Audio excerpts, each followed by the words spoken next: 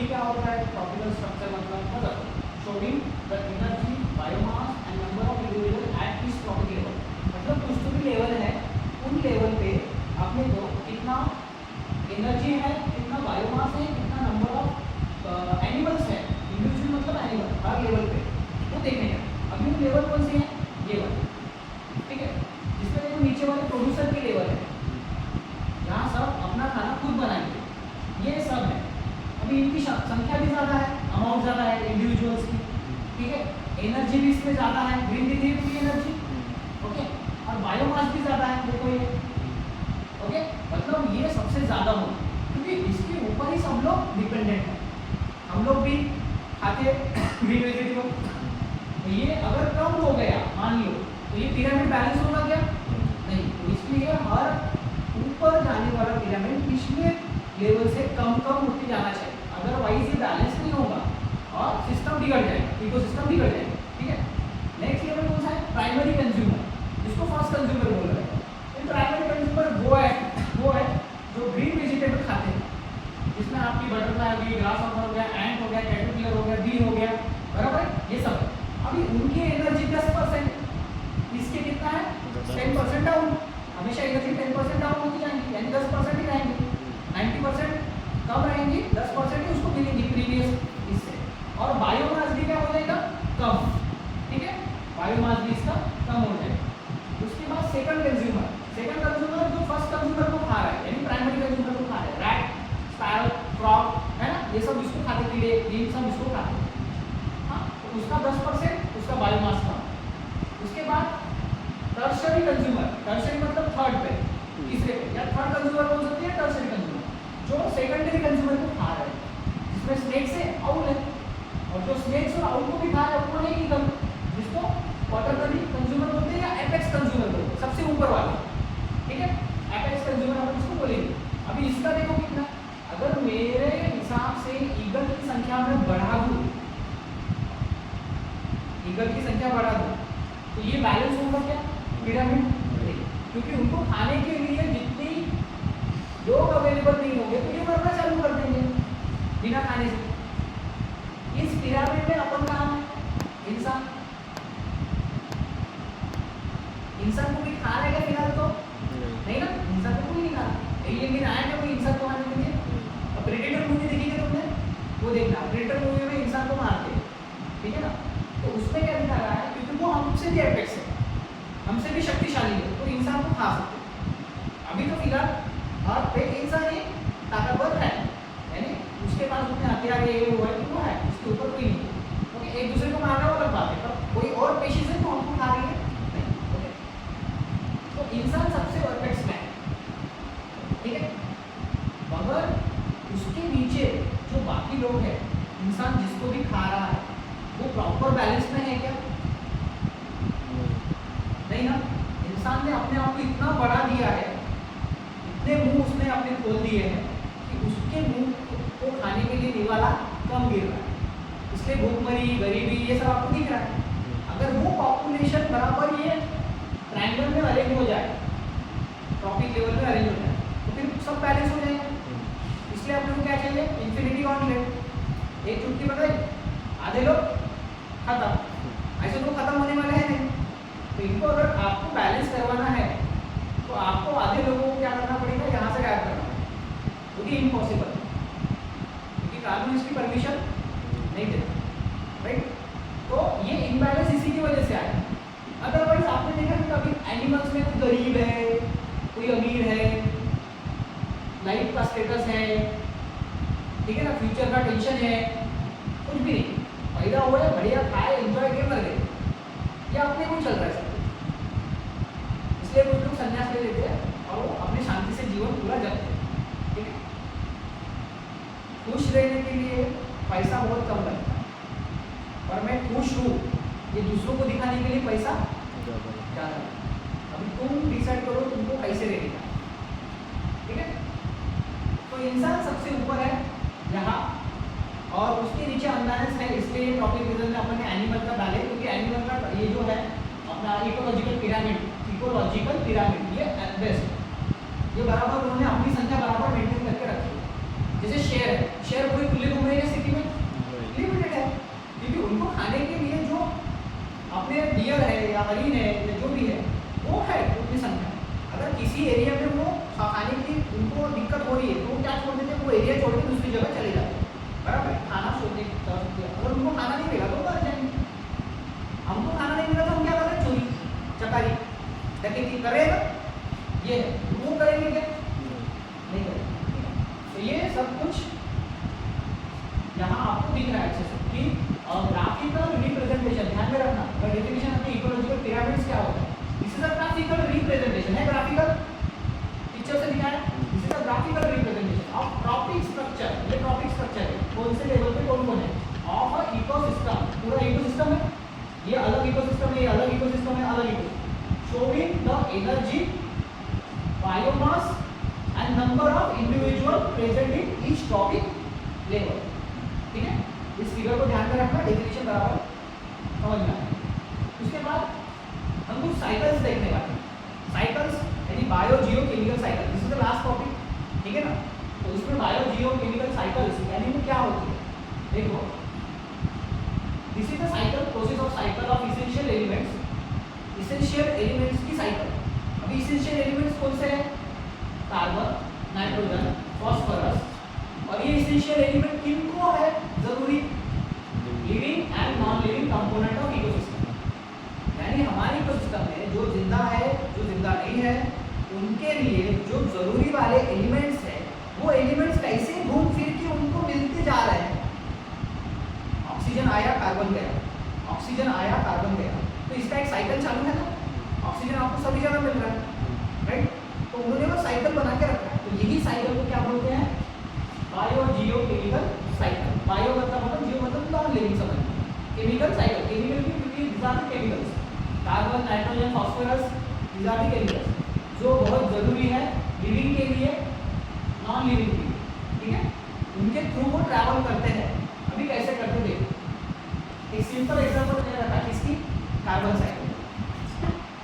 अभी देखो कार्बन इस इकोसिस्टम, इसको मान लो इकोसिस्टम समझ लेते हैं, जिसमें कौन कौन है, इंसान है, एनिमल है, पेड़ है, बादल, सनलाइट, इसके बाद कुछ अपने इंडस्ट्रीज है, फैक्ट्रीज है, गाड़ी है, नीचे में कुछ कंपोनेंट्स, ये अपने जो फॉसिल फ्यूल्स है सब।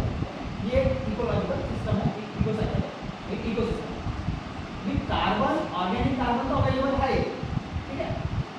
रात में पेड़ रेस्पिरेशन करते हैं, ऑक्सीजन लेते हैं, कार्बन डाइऑक्साइड छोड़ते हैं, पता है ना आपको।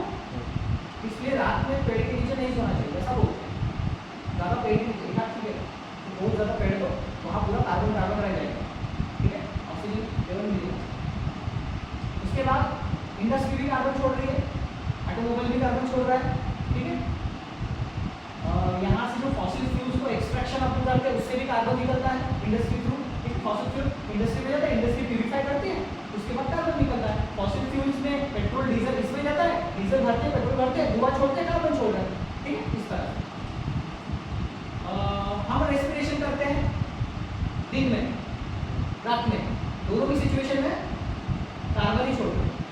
और पेड़ अकेला एक लौटा है जो दिन में कार्बन कंज्यूम करता है।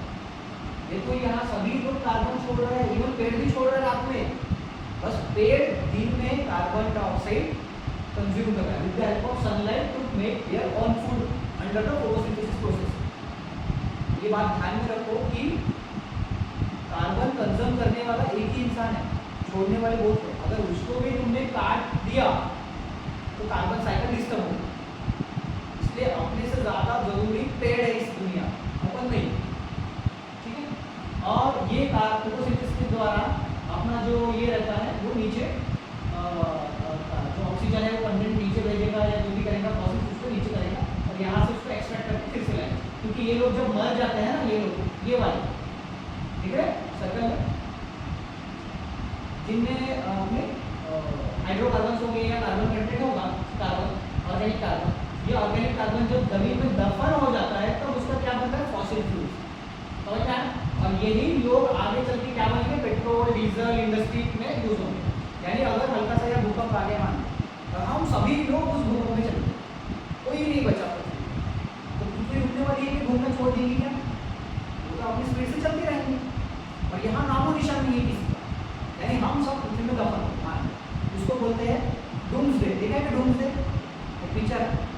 क्या कहेंगे, पृथ्वी का अंत। 2012 पिक्चर आई थी पृथ्वी का अंत, ठीक है ना। तो हर ऐसा प्रोडक्शन है कि कुछ सालों के बाद ऐसा कुछ होगा जब अपन अंदर चले जाए, मान लो, ठीक है। मोदी तो अपना क्या बन जाएगा, फॉसिल फ्यूल। और वो फॉसिल फ्यूल कौन एक्सट्रैक्ट करेगा, जब नई जनरेशन डेवलप होगी। और नई जनरेशन फिर से पानी से बैक्टीरिया से इवोल्यूशन ऑफ डार्विन थ्योरी पता है ना आपको, एक जीव से फिर बाकी मल्टीपल ऑर्गेनिज्म बनेंगे, फिर लास्ट में बंदर बनेगा, बंदर फिर से इवॉल्व होके इंसान बनेगा। तो वही चलेगा पूरा चक्कर, और फिर बाद में वो अपने को एक्सट्रैक्ट करेंगे यहाँ से। ये चलते रहेगा। जब भगवान का दिमाग खराब हो गया वो क्या कर देगा, एक पूरा डिस्ट्रॉय कर देगा, ठीक है। तो ये है कार्बन साइकिल, ये कार्बन साइकिल ऐसी चलेगी। तो इसी तरह कार्बन हमारे लिए या बाकी लोगों के लिए बायोटिक अबायोटिक आ रहे हैं, इसमें दोनों भी कंपोनेंट आ रहे हैं, जिंदा लोग और जो जिंदा नहीं वो वाले, इनको जरूरी होता है। और इनसे कैसे वो ट्रैवल होके एक सर्कल में घूम रहा है, उसको क्या बोलेंगे अपन, बायोकेमिकल साइकिल। उसके बाद नेक्स्ट साइकिल नाइट्रोजन साइकिल, ठीक है। अभी नाइट्रोजन साइकिल देख रहे हैं, यानी हवा में नाइट्रोजन होता है, वो नाइट्रोजन लाइटनिंग के दौरान अलग हो जाता है, फिर हवा में कुछ बैक्टीरिया होती है जो नाइट्रोजन शॉर्ट निकाल के, जमीन में कुछ बैक्टीरिया होती है जो नाइट्रोजन निकाल के पेड़ पौधों को देती है, फिर वो पेड़ पौधे के नाइट्रोजन हम खाते हैं, ठीक है। नाइट्रोजन वेस्ट हम छोड़ते हैं, ठीक है ना, हमारा वेस्ट नाइट्रोजन वेस्ट होता है। हम बाथरूम को जाते हैं तो अमोनिया छोड़ते हैं, उसमें नाइट्रोजन होता है, ठीक है ना। वो अमोनिया फिर से नीचे जाता है अपना, फिर उसमें से फिर नाइट्रोजन निकलता है, फिर नाइट्रोजन फिर से पेड़ पौधों में जाता है, वो से प्रोटीन, यानी एक साइकिल हो गई, ये हवा वाली दूसरी साइकिल हो गई। ऐसे साइकिल चलती रहती है। हमारे जो एलिमेंट्स है ज़रूरी है जीने के लिए, वो बायोटिक और बायोटिक से घूमते हुए एक दूसरे के साथ ट्रैवल होते जा रहे हैं। तो ये नाइट्रोजन साइकिल समझ में आ गया। Nitrogen is a very essential for our growth. Nitrogen से ही प्रोटीन बनता है, और प्रोटीन से ही हम जिंदा हैं, हमारी ग्रोथ होती है। प्रोटीन कौन बनाएगा, पेड़ पौधे, पेड़ पौधों को प्रोटीन बनाने के लिए नाइट्रोजन चाहिए, ठीक है। न्यूट्रिक एसिड, न्यूट्रिया, ये सब डालते हैं खाद के रूप में, पता है ना आपको, वो डालता है ऐसे ऐसे ऐसे पेड़ पौधे आए थोड़े थोड़े, ये छोटे छोटे रहते हैं ना साबुदाने के दाने जैसे, वो डालता है, उसमें नाइट्रोजन रहता है, ठीक है, ताकि वो पेड़ पौधे अच्छे से बढ़े। कुछ नाइट्रोजन पेड़ पौधों से जमीन से भी मिल जाता है, मगर पेड़ जमीन इतनी खराब कर चुके हैं तुम लोग ये खाद डालते डालते कि वो अपना ये कम कर दिया। इसलिए देखो जो इसको क्या बोलते हैं, अर्थवॉर्म, गांडूल, ये जितना अच्छा खाद बनाता है ना, दुनिया में कोई भी खाद नहीं बना सकता उतना अच्छा, यानी मिट्टी को इतना अच्छा बनाता है, ठीक है ना। जो ये नीचे में रहते हैं ना सब लोग, क्यों डालते हैं अर्थवॉर्म मिट्टी में, अपने फार्मर्स लोग इसलिए डाले जाते हैं ताकि वो जब वो खाता है और डिकम्पोज होकर छोड़ता है, ठीक है ना, वेस्ट छोड़ता है, तो वो मिट्टी बहुत अच्छी बन जाती है, उसकी उत्पादन क्षमता और बढ़ जाती है, ठीक है। तो इस तरह से सब लोग अपना काम बराबर करते हैं, मगर हम अगर इंटरफेयर ना करें तो ये साइकिल अच्छे से चलती है, ठीक है। हमको अपना रोल बताना जरूरी होता है, इसलिए हम आपको ये बताते हैं कि क्या हम गड़बड़ कर रहे हैं, और वो गड़बड़ आपको समझ में आई तो आप नहीं करो, ओके। उसके बाद phosphorus cycle, this is again one type of phosphorus is very important for our living organism, ठीक है ना। पेड़ पौधों को फॉस्फोरस बहुत चाहिए नाइट्रोजन के साथ, वो फॉस्फोरस हम ही छोड़ते हैं, डिकम्पोज किया जाता है, फिर वो पेड़ पौधे रहते हैं, हम इसको खाते हैं, फिर से ये साइकिल एक चल रही है।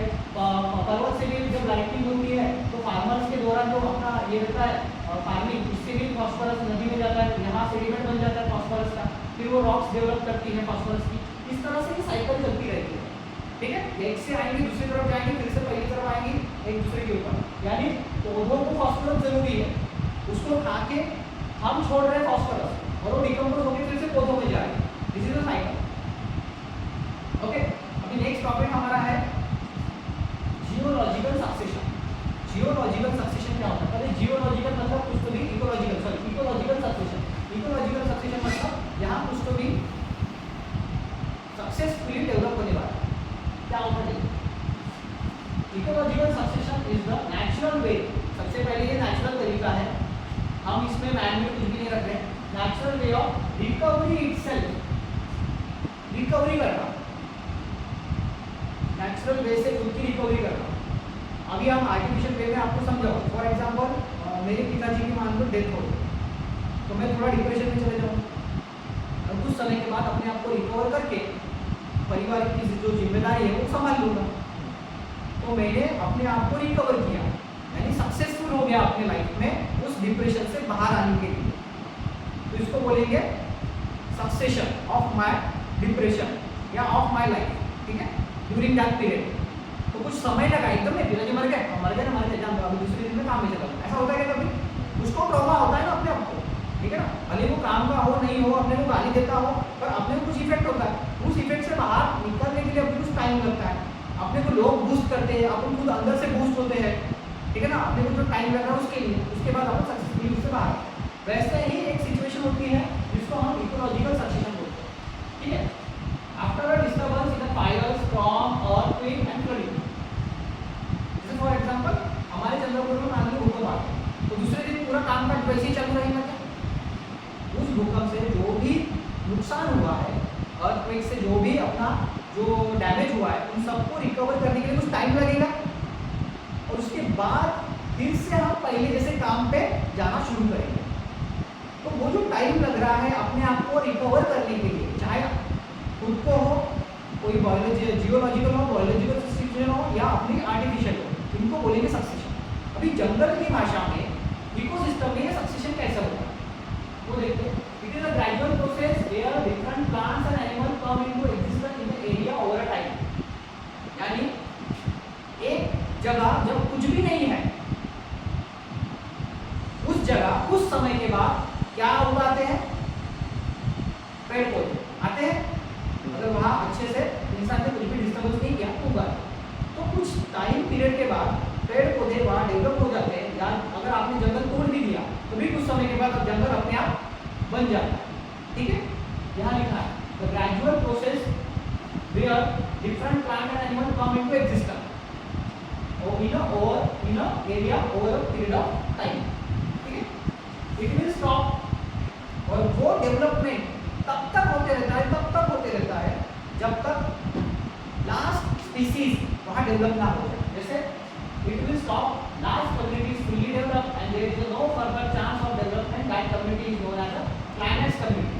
मतलब एक जगह है, वहाँ पहले या ग्रास उगेंगे, उसके बाद थोड़े छोटे बुशेस उगेंगे, उसके बाद थोड़े मीडियम साइज के पेड़ पौधे उगेंगे, और सबसे लास्ट डेवलप हो जाएंगे पूरी जंगल, और एट लास्ट वहाँ आ जाएंगे कौन? एनिमल, ताकि उनको खाना मिल रहा है, और बड़ा एनिमल हो गया इकोलॉजिकल कंप्लीशन।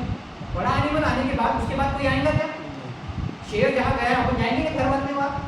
एक तो अपन जाएंगे तो शेर जाएगा, दोनों भी एपेक्स में है।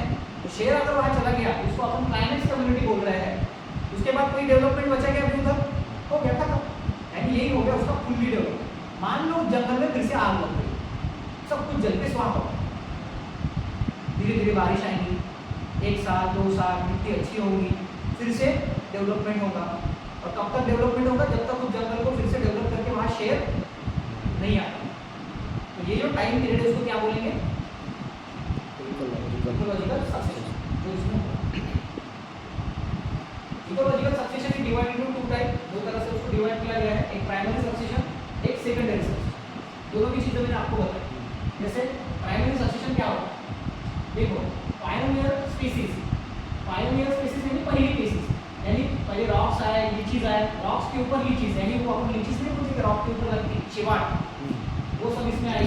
फिर उसके बाद स्मॉल एनिमल एंड प्लांट्स आई, फिर लीचीज को खाने के लिए एंट आई, उसके बाद छोटे छोटे अर्थवॉर्म आए, वो उसको खाए। फिर उसने क्या कर दिया, ये जो रॉक है ना उसको डिकम्पोज करके वहाँ एक अच्छी सी मिट्टी बना दी, है ना।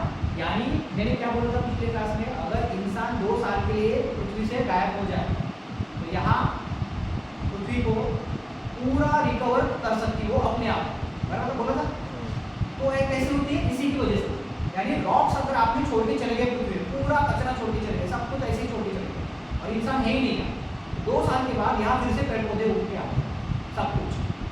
तो रॉक्स के ऊपर लीचीज आती है, लीचीज को खाने के लिए ये अपने एनिमल्स आते हैं, एनिमल्स उस रॉक्स को डिकम्पोज करके अच्छी सी मिट्टी बनाते हैं, क्योंकि रॉक्स खाते हैं तो अपने डिकम्पोज वेस्ट भी छोड़ते होंगे ना, वो डिकम्पोज वेस्ट नाइट्रोजन वेस्ट होते हैं, नाइट्रोजन वेस्ट जब मिट्टी में जाता है तब उसकी खाद बनती है, और खाद अगर अच्छी बन गई तो ग्रासलैंड क्रिएट होंगे ना, यहाँ ग्रासलैंड क्रिएट होंगे, और ग्रासलैंड क्रिएट होंगे तो इंटरमीडिएट स्पीशीज अभी इसमें आ जाएगी। तो इंटरमीडिएट होगा, छोटी छोटी जंगल छोटा छोटा होगा, सबसे पहले तो कुछ भी नहीं रहेगा, फिर आपका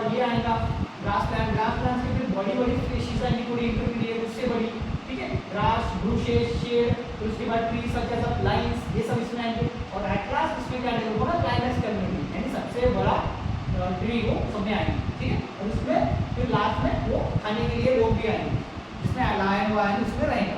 तो this is the primary succession. Primary succession क्यों? क्योंकि ये कहाँ से डेवलप हुआ है, बेस रॉक से, यानी यहाँ कुछ भी नहीं था, पहली बार यहाँ जीव डेवलप हुआ, ठीक है। अभी हम आते हैं सेकेंडरी सक्सेशन। अभी सेकेंडरी सक्सेशन क्या है, यानी तुमने क्लाइमैक्स कम्युनिटी यहाँ बना दी थी, अगर जंगल में आग भी लगती है तो आग लगने की वजह से क्या हो गया, सब खत्म, ठीक है, यहाँ सब खत्म हो गया। धीरे धीरे फिर से यहाँ क्या आ गई, बुशेस, ग्रासलैंड, फिर बड़े छोटे मीडियम वाले, फिर सबसे बड़े वाले आ गए। तो ये जो टाइम पीरियड यहाँ लग रहा है, देखो प्रीवियस डायग्राम में आपको टाइम पीरियड दिखाता हूँ प्राइमरी सक्सेशन का। तो ये प्राइमरी सक्सेशन रॉक से क्लाइमैक्स कम्युनिटी तक जाने तक कितना टाइम लगा है, 100 ईयर, 100 ईयर। जंगल बनने के लिए हजारों साल या लगते हैं, 100 ईयर लगते हैं, ठीक है। 100 साल, उससे बड़ा टाइम लगता है जंगल बनने, और खत्म करने के लिए 1 महीना, जंगल खत्म करने के लिए 1 महीना। तो सेकेंडरी सक्सेशन का टाइम पीरियड देखो, आग लगी 0 आवर, 1 आवर में थोड़ा ये आया, 3-4 आवर में ये सब हो गया, तो 500 से 150 आवर में ग्रासलैंड बना, और 150 प्लस यानी 150 आवर यानी 200 ईयर्स के बाद दूसरे, ठीक है, नहीं 150 से प्लस 200 ओवर तक ये बनता है, और वहाँ 100 ईयर अपना लगता है जंगल बनने में, ठीक है। तो सेकेंडरी सक्सेशन जल्दी होता है as compare to primary succession से, क्योंकि ऑलरेडी वहाँ एटमॉस्फेयर डेवलप हो चुका है, इकोसिस्टम डेवलप हो चुका है, पर किसी वजह से जंगल में आग लगी, अर्थक्वेक आया, या एनी रीजन की वजह से वो डेवलप हुआ, ठीक है ना। जिसे मैंने स्टार्टिंग में आपको बताया था,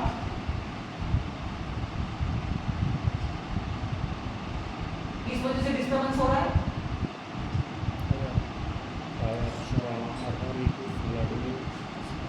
बराबर, ये नेचुरल कारण है, उसको अपन कंट्रोल नहीं कर सकते, ठीक है ना। अगर फ्लडिंग आ रही है तो कोई भी कितना भी अलर्ट हो जाएगा, कोई भी गवर्नमेंट कुछ भी नहीं कर सकती है फ्लड, यानी नेचर के साथ खिलवाड़ करना बहुत हानिकारक है। नेचर अपने आप में बहुत बड़ा है, आप अगर कितनी भी डेवलप हो जाओ, अगर नेचर का दिमाग खराब हो गया तो आप किसी भी काम के लिए, इसलिए कभी भी बोलते हैं ना, आग के साथ मत खेलो, पानी के साथ मत खेलो, कि बोलते हैं दिस इज नेचर, मत उसकी रिस्पेक्ट करो, ओके। ये हो गया इकोलॉजिकल सक्सेशन। अभी हम आ रहे हैं हमारा जो था इकोलॉजी एंड बायोडाइवर्सिटी, 2 चैप्टर थे। इकोलॉजी अभी तक आपने समझ लिया, what is ecology. Ecology nothing but living thing और नॉन लिविंग थिंग एक दूसरे के साथ रहते हैं प्रिस्क्राइब्ड एरिया में, और एक दूसरे के साथ अपना जीवन जीते हैं, इनको क्या बोलते हैं, इकोलॉजी, ओके। कोई भी एक एरिया पे लिविंग एंड नॉन लिविंग साथ में रहते हैं। अभी बायोडाइवर्सिटी क्या होता है, जब इतने सब लोग साथ में रहते हैं तो ये अलग दिख रहे हैं, ये अलग दिख रहे हैं, ये अलग दिख रहे हैं, तो भी साथ में रह रहे हैं, यानी डिफरेंट स्पेसीज अलग अलग रीजन में रहने के बाद भी एक साथ है, इसको क्या बोलते हैं, बायोडाइवर्सिटी, ओके। देखो बायो मतलब जीव, डाइवर्सिटी मतलब अलग अलग, ठीक है। देखो biodiversity is the variety of life including all living things which together make a stable and healthy environment, बराबर है। सभी जीव एक साथ रहकर अच्छा एनवायरनमेंट, जंगल में सब होता है, ये शहर में नहीं होता, ठीक है ना। हम साथ में नहीं रह सकते, हमारे घर में हम साथ में नहीं रहते, तो बहन का भाई के साथ नहीं पड़ रहा, बाप का बेटे के साथ नहीं हो रहा, ससुर का सुन के साथ, सुन का सासू के साथ नहीं पड़ रहा, बराबर है कि नहीं। घर में हम साथ में नहीं रहते, क्या हम कम्युनिटी साथ में रखेंगे, ठीक है ना। कोई किस वजह से लड़ रहा है, कोई धर्म के नाम से लड़ रहा है, कोई जाति के नाम से लड़ रहा है, हमको ये चाहिए, हमको वो चाहिए, सबको सब कुछ चाहिए, और देना किसी को कुछ भी नहीं, ठीक है। तो biodiversity is the variety of life, बस इसमें एक ध्यान में समझो, इकोसिस्टम में लिविंग एंड नॉन लिविंग दोनों भी आते हैं, पर बायोडाइवर्सिटी में बस लिविंग आएगा, ओके। हाँ, तो दिस इज द बायोडाइवर्सिटी। देखो यहाँ भालू, पानी, जेलीफिश, इंसान, ये पेड़ पौधे, रॉक्स, सब कुछ रहेगा, ठीक है। तो biodiversity is the term given by the E.O. Wilson, father of biodiversity. ध्यान में रखना, कभी ऑब्जेक्टिव में क्वेश्चन पूछे जा सकते हैं, ठीक है, मल्टीपल चॉइस में। Father biodiversity is the mother of biodiversity, that is EO Wilson. Level of biodiversity अगर देखना है तो there are 3 level of biodiversity. First, ecosystem biodiversity. Second, species biodiversity. Third, genetic biodiversity. Ecosystem biodiversity, variety of ecosystem existing in world.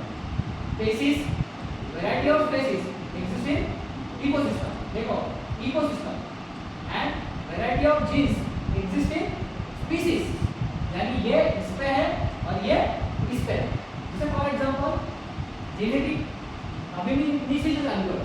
देखो genetic diversity is a variety of genes exist in the species. देखो species क्या है? चूहा एक species है, मगर कोई खारुताई है, कोई क्विजल है, कोई चूहा है, कोई घूस है ना, सब एक जैसे दिखते हैं मगर उनकी स्पेसीज कैसी है?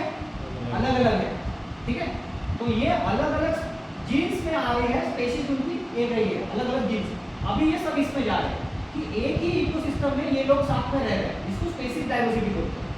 ठीक है, जैसे फॉर एग्जांपल स्पेसीज की अगर स्पेसीज की जेनेटिक की अगर डाइवर्सिटी देखें, जेनेटिक की डाइवर्सिटी देखो, जेनेटिक डाइवर्सिटी कोई गोरा है, कोई सावला है, कोई काला है, और तीनों भी क्या है? इंसान है. ठीक है, तो जीन्स में फर्क है उनके, माता पिता से जो जीन्स आए हैं उसमें फर्क है. दोनों भी अगर माता पिता वो अपने फेयर है, गोरे हैं, तो बेटा कैसा होगा? गोरा होगा. काला होगा तो बंदा नहीं है, सीधी सी बात है, गोरा होना ही चाहिए वो. आप देखना, आप अपने माता पिता पे ही जाएंगे तो वो जीन्स हो रहे हैं. ठीक है, तो जीन्स में अगर डाइवर्सिटी है तो जेनेटिक डाइवर्सिटी में है. ठीक है, तो variety in genes exist in the species. अभी स्पेसीज इंसान है ना, तीनों भी, तो स्पेसीज उनकी कॉमन है. स्पेसीज क्या है उनकी? इंसान. समझ में आया? तो एक इंसान की स्पेसीज में अलग अलग जीन्स हो सकते हैं. ठीक है, अभी स्पेसीज डाइवर्सिटी क्या है? इंसान, एलियन, ये दो अलग स्पेसीज है. इंसान एक है, स्पेसीज उनकी अलग दिख रही है, क्योंकि एलियन मान लो कोई एलियन है जिसको 4 हाथ है, अभी है नहीं पृथ्वी पे, पर एक हाइपोथेटिकल लो कि एक एलियन है और एक इंसान है, तो दोनों भी साथ में रह रहे हैं पृथ्वी पे. तो उसके 2 आँख है, एक आगे और एक पीछे, 4 हाथ है. ठीक है, दोनों भी काम सेम ही कर रहे हैं, दोनों भी एपेक्स पे ही है, मगर उनकी स्पेसीज अलग है. एक इंसान में है, एक एलियन में. ठीक है, अभी ये दोनों जो है अलग अलग स्पेसीज एक इकोसिस्टम में रह रही है. एक इकोसिस्टम मतलब मान लो चंद्रपुर में रह रही है, चंद्रपुर का इकोसिस्टम पकड़ेंगे. ठीक है, अभी ये चंद्रपुर के इकोसिस्टम में 2 लोग रह रहे हैं, एक इंसान और एक एलियन. और इंसान में भी 3 प्रकार के लोग हैं, एक गोरा, एक काला और एक सावला. ठीक है, और ऐसे चंद्रपुर के इकोसिस्टम कितने सारे हैं दुनिया में, इन्वायरमेंट में? चंद्रपुर है, नागपुर है, वर्धा है ना, वो सब कहाँ रह रहे हैं? इन्वायरमेंट में. ऐसे अलग अलग इकोसिस्टम. ठीक है, तो समझ में आया आपको?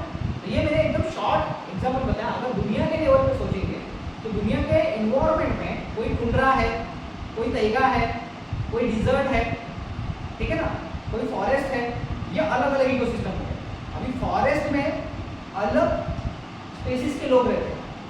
ठीक है, जैसे अपन कैट की स्पेसीज देखेंगे तो कोई कैट है, कोई चीता है, कोई लॉयन है, लॉयन अलग हो गया, कोई टाइगर है, तो ये सब एक ही स्पेसीज में आ रहे हैं.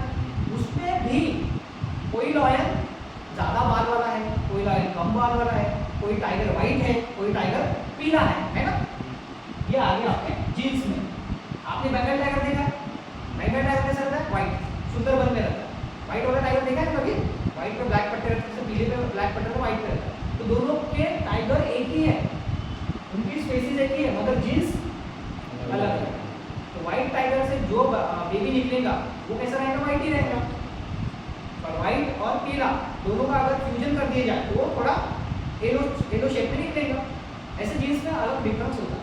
ओके, तो 3 तरह की बायोडाइवर्सिटी समझी. सबसे बड़ी इन्वायरमेंट, उसके नीचे इकोसिस्टम, उसके नीचे स्पेसीज और उसके नीचे जीन्स. समझ में आया? एक स्पेसीज इंसान, इंसान में जीन्स. एक स्पेसीज क्विजल, क्विजल में भी कोई बड़ी क्विजल है, कोई छोटी क्विजल है. ठीक है ना, कोई एकदम छोटी है, ऐसा अलग अलग. Important of biodiversity. Important of biodiversity क्या है? It is very important to human being because we depend on it our cultural, economical, health and environmental safety. Biodiversity है और हम बायोडाइवर्सिटी के ये सब फंक्शन पे डिपेंड कर रहे हैं। हमको cultural, economical, health and environmental safety होना, तो हम ये हमारे लिए बहुत इंपॉर्टेंट होता है, डिपेंड कर रहे हैं उसको। ठीक है, जैसे यहाँ दिख रहा है द इंपॉर्टेंट ऑफ बायोडाइवर्सिटी। ये बायोडाइवर्सिटी अलग अलग लोग सभी एक ही जगह रह रहे हैं और इसका इंपॉर्टेंट क्या जाने दो। प्रमोटिंग सॉइल फॉर्मेशन, अगर डिकम्पोजर नहीं होगा हमारे पास तो हम बोलेंगे सर ये छोटे कीड़े हमारे किसी काम में है, भाई वो मिट्टी तैयार कर रहे हैं, क्या कर रहे हैं? मिट्टी। तो हमारे यहाँ एक छोटे कीड़े का भी उतना महत्व है जितना कि इंसान का है। समझ में आया? अगर ये नहीं रहेंगे तुम मिट्टी कैसे बनाओगे, वहाँ पैदा होंगे जो है वो कैसे खाओगे? अच्छा मान लो सर हम मिट्टी से उगे हुए पेड़ पौधे नहीं खाते, हम एनिमल खाते, पर एनिमल भी तो पेड़ पौधे खाएंगे। अगर उनके लिए खाना नहीं रहेगा तो वो उसको खाने के लिए तुम कैसे रहोगे? वो कैसे रहेंगे? राइट, समझ में आया? तो वो कीड़ा जो डिकम्पोजर है वो भी बहुत ही मायने रखता है अपने लिए। समझ में आया? Important provision of food resources for human, है ना? खाना अपने को उधर से मिलेगा। Good health for living being, क्यों गुड हेल्थ? भाई अगर झाड़ नहीं होगा ऑक्सीजन कैसे मिलेगा? झाड़ नहीं होगा तो पोल्यूशन फिल्टर कैसे होगा? झाड़ नहीं होगा तो नॉइज पोल्यूशन कैसे कम होगा? तो पेड़ पौधे भी उतने ही मायने रखते हैं अपने लिविंग बीइंग यानी अच्छा रहने के लिए, गुड हेल्थ के लिए। ठीक है, protecting natural resources, natural resources को प्रोटेक्ट कर रहे हो, जो भी नेचुरल रिसोर्सेज पेड़ पौधे पानी को प्रोटेक्ट कर रहे हैं, एब्जॉर्ब कर रहे हैं। ठीक है ना? उसके बाद अगर मोटरसाइकिल है उसको डेवलप कर रहे हैं, ये सब चीज़ें इसमें होती है। उसके बाद fast recovery from the natural disaster, अगर नेचुरल डिजास्टर आया तो उससे फास्ट रिकवरी हम नहीं करवा सकते।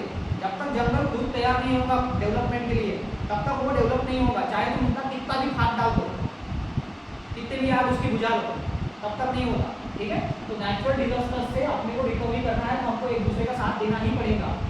ठीक है, मेंटेनिंग द फूड चेन, उसके बाद maintaining the genetic diversity and maintaining the ecosystem balance. Ecosystem balance रखने के लिए ये सब लोग अपने को चाहिए ही चाहिए, इसलिए ये चैप्टर डाला गया है। भाई बायोडाइवर्सिटी इज इम्पोर्टेंट। भैया तुम अकेले हो अगर ये सोच रहे हो कि मेरे से ही सब चल रहा है, नहीं, तुम अभी भी एक मिसअंडरस्टैंडिंग अपने दिमाग में लेके चल रहे हो। ये सब लोग है इसलिए हम जिंदा है, अदरवाइज नहीं। इसलिए पृथ्वी पे जितना हमारा हक है उतना सब इन लोगों का भी है। ठीक है, बोलते ना शेयरिंग इज केयरिंग, क्यों बोलते हैं? क्योंकि इनके लिए भी कुछ छोड़ो। बायोडाइवर्सिटी लॉस कब होता है? ठीक है, बायोडाइवर्सिटी लॉस कब होता है? सब याद रखो, सबसे ज़्यादा अपनी वजह से ही हो रहा है। बायोडाइवर्सिटी इनकी वजह से कुछ लॉस नहीं हो रहा है। एक हैबिटेट लॉस, यानी जंगल तोड़ दिए तुमने, रहने के लिए उनको जगह नहीं है, वो मर गए, होगी बायोडाइवर्सिटी खत्म, जंगल के लोग मर गए। दूसरा एक्सप्लॉयटेशन, यानी बहुत ज़्यादा मच्छी खाने के तुमको चूल है, मस्त मच्छी उठा ली, ठीक है, वहाँ से बायोडाइवर्सिटी खत्म। तुमको हरिन खाने का, जंगल में शिकार की, उसको खाए, अभी शेर को खाने के लिए कुछ नहीं है, शेर खत्म। हरिन को बहुत खाने के लिए तो फिर बहुत ज़्यादा ग्रास बढ़ गई, हो गया फूड चेन अनबैलेंस, एक्सप्लॉयटेशन हो गया। अपने आपके स्वार्थ के लिए आप बायोडाइवर्सिटी को खत्म कर रहे हैं। दूसरा क्लाइमेट चेंज, ये तो पता है मैंने, ग्लोबल वार्मिंग, इससे बायोडाइवर्सिटी खत्म हो रही है। दूसरा पोल्यूशन तुम क्रिएट कर रहे हो, क्योंकि पॉपुलेशन इतना बड़ा है कि तुम पोल्यूशन क्रिएट ही करोगे। और इन स्पेसीज, यानी तुमने ऐसी स्पेसीज एक जगह इंट्रोड्यूस कर दी जो बाकी स्पेसीज को खा रही है। जिसको तुमको मांगूर मच्छी पता है क्या? मांगूर मच्छी एक मांगूर टाइप की एक फिश होती है, ठीक है, वो इतनी आक्रामक होती है वो बाकी मच्छियों को खा लेती है और इतनी वो क्या बोलते हैं जीवन होती है कि वो आसानी से मरती नहीं है बहुत। ठीक है, तो ऐसी स्पेसीज किसने बनाई? इंसान ने बनाई, लैब में बनाई, क्योंकि क्योंकि उनको मच्छी ऐसी चाहिए थी जो कुछ भी खा के जिंदा रह सके, अच्छी उसकी ग्रोथ हो सके और बहुत ही आक्रामक बन गई वो। ये सब उसमें ये डालती है ना, जैसे अपन अगर एक इंसान को बता रहे हैं तो इंसान में जैसे बहुत बुद्धि होनी चाहिए, उसमें स्पोर्ट्स की क्वालिटी होनी चाहिए, उसमें डांसिंग की क्वालिटी होनी चाहिए, सब क्वालिटी मिला के इंसान बना दिया। तो इंसान जो बनेगा क्या गारंटी वो तांडव नहीं करेगा, क्योंकि उसमें सब पावर आ चुकी है, वैसे ही पावर उसमें आ चुकी थी और उसकी वजह से क्या हो रहा था, वो ऐसी ऐसी चीज़ें खा रही थी जिसकी वजह से उसको खाने के बाद अपने को कैंसर होने लगा। अभी गवर्नमेंट ने उसको बैन कर दिया मांगूर फिश, तो भी इलीगली वो बेची जा रही है। ठीक है, तो ये ठीक नहीं है। जैसे इन स्पेसिस ऐसी स्पेसिस अगर आ गई कहीं इकोसिस्टम में तो बाकी स्पेसिस को खा लेंगी, ठीक है। जैसे इंसान भी अपने आप में इन स्पेसिस ही है, वो बाकी लोगों को क्या कर रहा है, खा ही रहा है ना, जंगल तोड़ रहा है, ये कर रहा है, वो कर रहा है, तो अपने आप को खत्म करना पड़ेगा पहले अपने को, तब जाके सब बैलेंस होगा, या अपने को सुधारना पड़ेगा, ये है। तो ये बायोडाइवर्सिटी के लॉस हो रहे हैं। कौन से लॉस है? तुमने हैबिटेट लॉस कर दिया उनका, जंगल तोड़ दिया, एक्सप्लोरेशन कर दिया, बहुत ज़्यादा फिश किया उनको, क्लाइमेट चेंज कर दिया, पोल्यूशन कर दिया, इंसिडेंट स्पेसिस उसमें इंसर्ट कर दिया। ये क्वेश्चन आते हैं मल्टीपल चॉइस में, what are the reasons of biodiversity loss, फिर इसमें से कोई एक रहेगा या एक नहीं रहेगा, ठीक है। थ्रेट्स टू द बायोडाइवर्सिटी, जैसे मैंने बोला था क्लाइमेट चेंज, तो इसका उपाय क्या है, क्लाइमेट चेंज की सोल्यूशन क्या है कि अगर आपको क्लाइमेट चेंज है तो आपको क्या करना है, reduce GST, global greenhouse gases जो है उनको क्या करना पड़ेगा, रिड्यूस करना पड़ेगा, promoting adaptation strategy for the species and ecosystem, ठीक है। ग्रीन हाउस गैसेज को डाउन करना पड़ेगा, रिड्यूस करना पड़ेगा। उसके बाद हैबिटेट लॉस अगर है तो क्या करना पड़ेगा, अगर आपने जंगल तोड़ दिया उनका तो क्या करना पड़ेगा, प्रोटेक्टिंग एंड रिस्टोरिंग हैबिट्स, उनके जंगल प्रोटेक्ट करो और उसको रिस्टोर करो। अभयारण्य बनते हैं ना, नेचुरल पार्क बनते हैं, नेशनल पार्क बनते हैं, क्यों बनाते हैं, ताकि इसके अंदर इंसान की एक्टिविटी बैन कर देते हैं। ये आके जंगल तोड़ते थे ना, तो अभी उन्होंने बैन कर दिया। अभी आप चारों में जाओगे तो आपको गेट पास दिखाना पड़ता है, नंबर ऑफ फॉर्मेलिटी करनी पड़ती है। क्यों ऐसे कर दिया, ताकि तुम लोग जाकर अंदर से कुछ भी चुरा के लेके आते थे, किसी को भी मार देते थे, इसलिए उन्होंने ऐसा कर दिया, प्रोटेक्शन एक्ट लगा दिया और रिस्टोरिंग द हैबिट्स, अभी जंगल को डेवलप करते जा रहे हैं। और सेफ गार्ड थ्रेटन स्पेसीज, और जो थ्रेटन स्पेसीज थे, जैसे एक समय में चंद्रपुर के ताड़ोबा में इनकी संख्या कम हो गई थी शेरों की, तो उनको प्रोटेक्ट करना उन्होंने शुरू कर दिया, जो भी उसको मारेगा उसको लाइफ प्रिजर्वेशन की सजा देना शुरू कर दिया, तो मारना कम हो गया, ठीक है।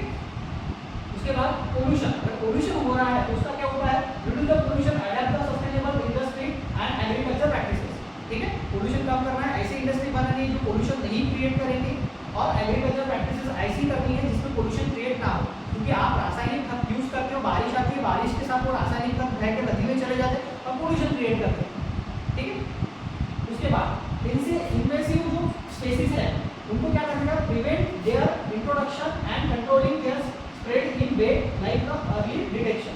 अगर ऐसी स्पेसीज अगर है डेवलपमेंट में, अगर आपको लग रहा है कि ये बहुत खतरनाक स्पेसीज बन चुकी है, जैसे पिराना देखेंगे मुझे, कोई पिराना मच्छी पूरी दूसरी मच्छी को खा लेती, वो वैसे ही वो मामूली है, सेम ही है, ठीक है। तो अगर ऐसी स्पेसीज बन रही है तो उस स्पेसीज को आप प्रिवेंट करो इंट्रोड्यूस होने में, या कंट्रोल कर दो ऐसी स्पेसीज को जब वो अंदर आ रही है, ठीक है। इंसान खुद को नहीं करेगा। ओवर एक्सप्लॉयटेशन अगर हो रहा है तो sustainable use of species and natural resources, तो उसको ज़्यादा यूज मत करो, कंट्रोल करो, नहीं करो, रिड्यूस करो, ठीक है।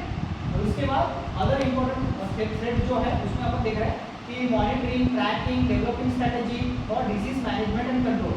अगर डिजीज आपके हो रहे हैं अदर इम्पोर्टेंट, तो उसको डिजीज को मैनेजमेंट एंड कंट्रोल करने के लिए आपको करना पड़ेगा। फॉर एग्जाम्पल जंगल में जैसे कोई जैसे ब्लड फ्लू आ गया था, तो सभी बर्ड जो है ना मरने लगे थे, ठीक है ना, बर्ड फ्लू, बर्ड्स को वो फ्लू हो गया। जैसे इंसान को फ्लू होता है, इंसान को फ्लू हुआ तो अपन क्या डॉक्टर के पास जाते, टेम्परेचर डाउन करने के लिए, बर्ड को होगा तो वो कहा जाएगा, तो गर्मी की वजह से ब्लड मरने लगे, ब्लड फ्लू हो गया। तो और ऐसी मरी हुई अगर चिकन हम खाएंगे तो हमको भी बीमारी हो सकती थी। तो उधर क्या कर रहा था कि जैसे ही ऐसे ही कोई बीमारी आती है तो उसको मॉनिटर करो, ट्रैकिंग करो और उसको क्या करो, प्रिवेंट करो, developing strategy for diseases and management and control, ऐसा करना है, ठीक है। विशाल अभी हॉटस्पॉट्स क्या होता है, लास्ट वाला कंसेप्ट है हॉटस्पॉट्स ऑफ बायोडाइवर्सिटी।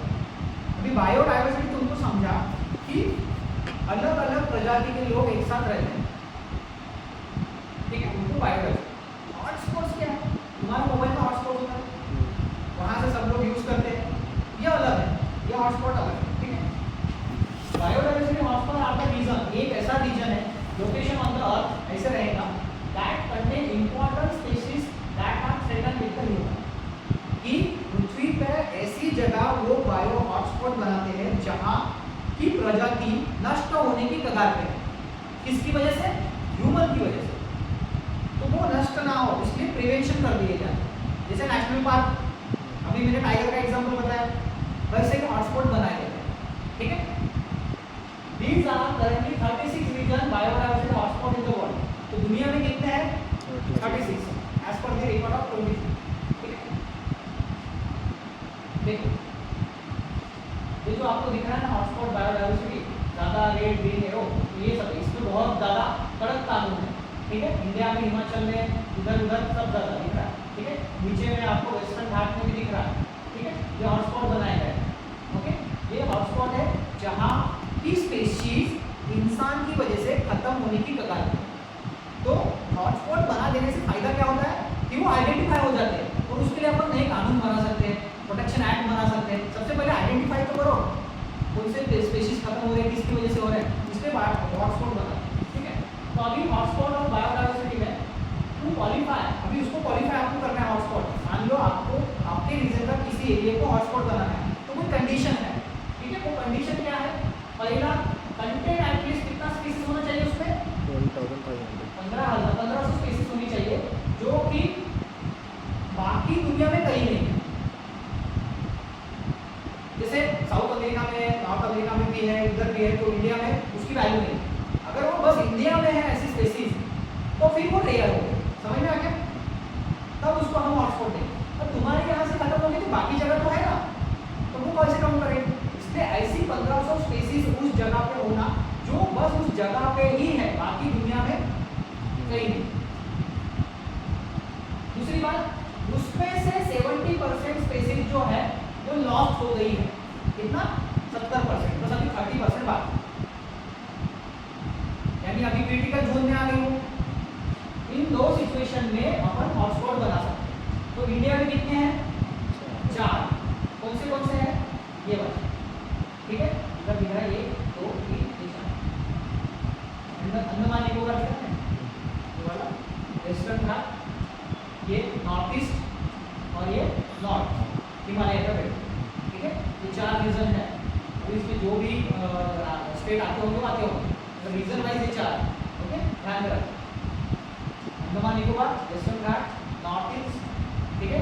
इसमें मणिपुर, मिजोरम, मेघालय, नागालैंड, त्रिपुरा, ये सब इसमें आते हैं, असम सब इसमें आते हैं।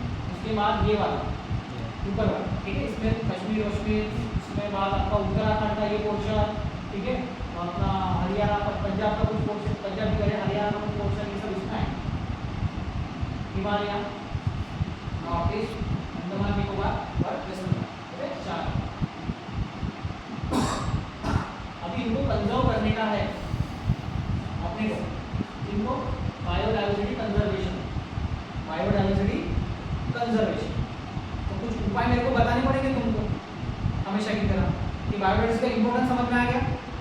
अकेले हम हैं क्या दुनिया में, नहीं, बाकी लोग अकेले हम ही जी सकते हैं क्या, नहीं, उनके ऊपर अपन डिपेंडेंट है, वो नहीं है तो अपनी कोई औकात नहीं है। फिर इनको बचाने के लिए वो फिर हॉटस्पॉट बना दिए गए, फिर हॉटस्पॉट 4 जगह है।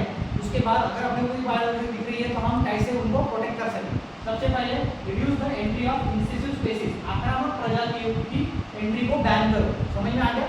जो आक्रामक प्रजाति है उनको बैन करो। इंसिसिव स्पेसीज जो है, ये जो आ रही है इंसिसिव स्पेसीज, जो पेड़ को दो खा देगी, टिड्डे, पता है टिड्डे आते हैं पूरे खेत को खा लेते हैं, क्रॉस हॉपर जिसको बोलते हैं, है ना।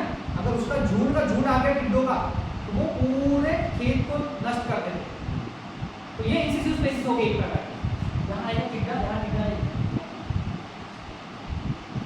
दूसरा, reduce climate change, climate change को रिड्यूस करना है। इसके बारे में मैंने बहुत बता दिया, साइकिलिंग करो, ई व्हीकल यूज करो, अपना ये नॉन रिन्यूएबल एनर्जी यूज करो, रिसाइकल करो, अपना जो भी है डस्टबिन या जो भी है उसको यूज करके उसको एनर्जी प्रोड्यूस करो, ठीक है।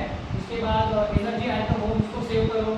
ये सब है क्लाइमेट चेंज करने के लिए, क्लाइमेट चेंज को बदलने के लिए, क्लाइमेट चेंज उसको बदलने, उसको रिड्यूस करेंगे। रिड्यूस पोल्यूशन, ठीक है, pollution, air pollution, water pollution, noise pollution, soil pollution, जो भी है उनको क्या करना है आपको, रिड्यूस करने का। इनको अपन डिटेल में पढ़ेंगे 4th चैप्टर में, ये चैप्टर 3rd है, उसके बाद 4th चैप्टर में यही पढ़ने का, ठीक है। पोल्यूशन क्या है, कैसे हो रहा है, उसका क्या प्रिवेंटिव मेजर है, तो ये रिड्यूस करना है पोल्यूशन, ठीक है।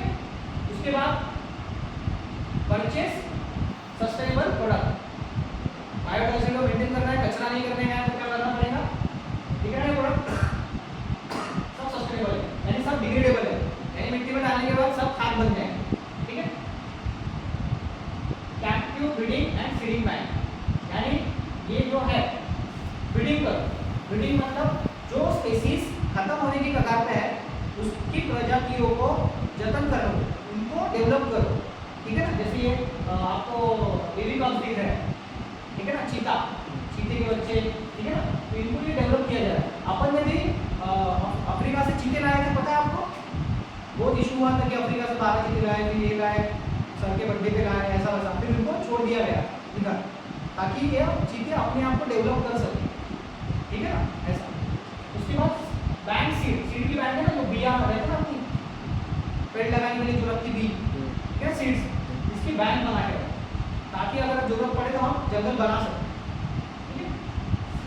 हैबिटेट रिस्टोर, अगर ये खराब हो रहा है तो इसको रिस्टोर करो, जंगल आपके नज़दीक अगर कुछ ऐसा पड़ी हुई जगह है तो उसको आप श्रमदान करके, लोगों को बुला के, इन्वायरमेंटल स्टडी का प्रोजेक्ट बना के उसको डेवलप कर सकते हो। सबसे पहले तो कचरा हटाने का, लोगों को अवेयर करने के, यहाँ कचरा नहीं डालने का, उसके बाद यहाँ छोटे छोटे पेड़ पौधे लगाने के, थोड़ा अगर पेड़ पौधे बड़े हो गए तो अपने आप को जंगल अपने आप को बना दें, ठीक है, इस तरह से अपन कर सकते हैं। उसके बाद रिसर्च वे ऑफ प्रोटेक्शन, तो आपको प्रोटेक्शन करना है तो आप रिसर्च करो, इस तरह से आप रिसर्च करके ये दुनिया को प्रोटेक्ट कर सकते हो, ठीक है ना। जो भी पोल्यूशन हो रहा है उसका क्या अपन तोड़ निकाल सकते हैं, उस पर रिसर्च करना पड़ेगा, तो ये आपका ही काम है as a scientist, as a engineer, ये आपको ही करना पड़ेगा, ठीक है। नेशनल पार्क बना लो, ठीक है, अपने इंडिया में नियर अबाउट 108 106 या 108 हो गए थे नेशनल पार्क है, ठीक है, ये सब उसकी लोकेशन दिखाई गई।